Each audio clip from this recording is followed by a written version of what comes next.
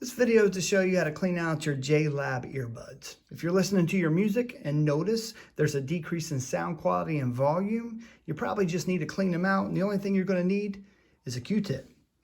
First, going to take your earbud, and you'll notice a silicone piece that goes into your ear.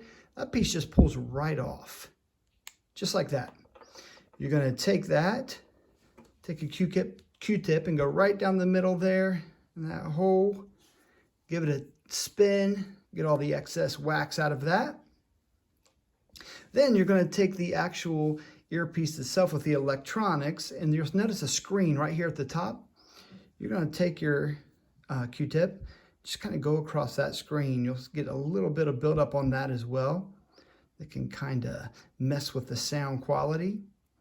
And once you have that cleaned off, you're just going to take the silicone piece and you're going to put it right back in, snaps into place just like that, and you're good to go. Go ahead and do that to the other side, and your music will be sounding great.